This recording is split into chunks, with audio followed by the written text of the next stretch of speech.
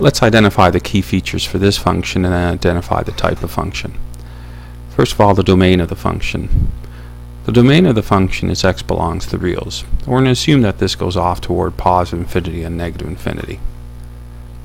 The range of the function is the limits that we place on the y values for each and every point. It looks like the highest y values will occur at these points along the graph, and the lowest values will occur at these points. The high values are at 1.5 and the low values are at negative 5.5. So the range is y is less than or equal to 1.5 but greater than or equal to negative 5.5. Now the x-intercepts. We have quite a few for this function, and in this window we have 14 total x-intercepts viewable here, and here they are. Note that some of these are approximated.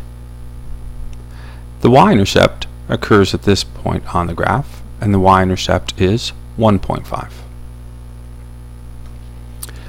The maximum values. As we mentioned before, the maximum values occur at these points on the graph. The maximum value is 1.5. The minimum values occur at these points. The minimum value is negative 5.5. Now the period of this graph. The period is the distance from the beginning of a cycle to the end of a cycle. Let's draw a rectangle around what one cycle looks like for this graph. A cycle should be the part that repeats to create the graph. Here's one cycle of the graph.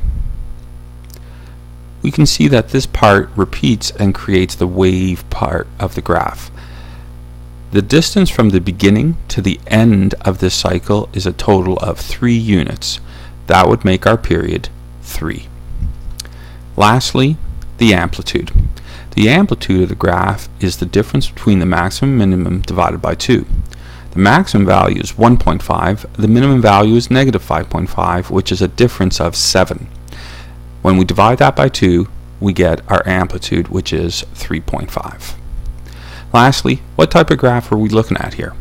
This is a trigonometric function.